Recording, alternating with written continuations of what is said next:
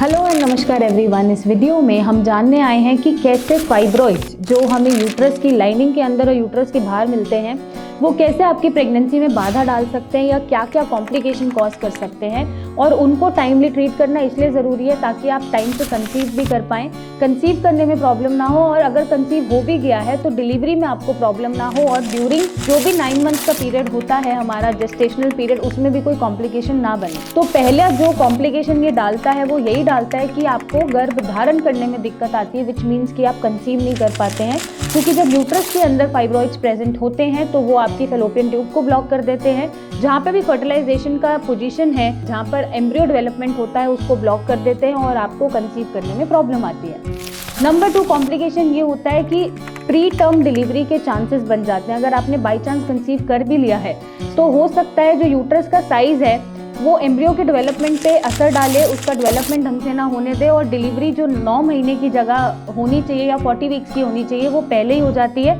और 6, 7, 8 मंथ्स में भी डिलीवरी के चांसेस बन जाते हैं, क्योंकि यूट्रस में जगह नहीं बन पाती है, इतनी जगह नहीं होती है कि वो पूरा बच्चे का डेवलपमेंट कैरी फॉरवर्ड कर सके।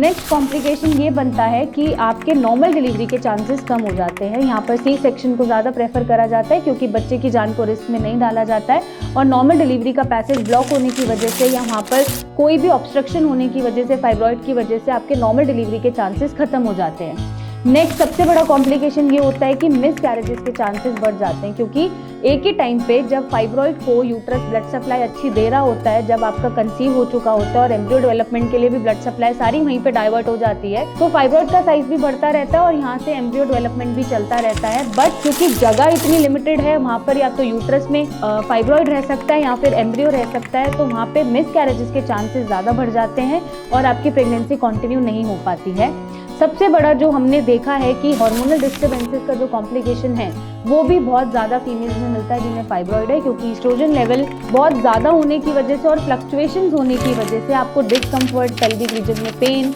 या एब्डोमिनल पेन ऐसे सिम्टम्स बनते हैं, स्वेलिंग बनती है और ब्लीडिंग की भी समस्या बनी रहती है। तो वो इरेगुलर ब्लीडिंग जो हो रही है वो बहुत ज़्यादा डिस्कम्फर्ट पैदा करती है और आपका सारा न्यूट्रिशन खत्म कर देती है। ऐसे में अब आपको फाइब्रॉइड्स हैं तो ठीक कैसे करना है। अब अगर मैं आयुर्वेदिक हर्ब्स की बात करूं कि कैसे हम आयुर्वेद के थ्रू अपने फाइब्रॉइड्स को कम कर सकते हैं, तो कांचनार गूगल एक ऐसी हर्ब है जो आपके फाइब्रॉइड के साइज को भी कम करती है और उनको रिडक्शन में डालती है। साथ में एलोवेरा का सेवन आप कर सकते हैं जूस की फॉर्म में, ताकि ये जो फाइब्रॉइड का प्रोग्रेशन है ये रुका रहे, इनका साइज ना बढ़े और आपको कोई कॉम्प्लिकेशन ना बने और कंसीव करने में प्रॉब्लम ना आए। साथ साथ अपना डाइट और लाइफस्टाइल मॉडिफिकेशन और वेट मैनेजमेंट करके आप अपने फाइब्रॉइड को प्रोग्रेशन से भी रोक सकते हैं और अपने फर्दर कॉम्प्लिकेशन से भी बच सकते हैं। और अगर नहीं बच पा रहे हैं और कंसीव नहीं हो पा रहा है फाइब्रॉइड की वजह से, तो नीचे दिए गए नंबर पे मेरी टीम से बात करें, हमसे मिलने आएँ और अपने फाइब्रॉइड को ख़त्म करें। Thank you and take care.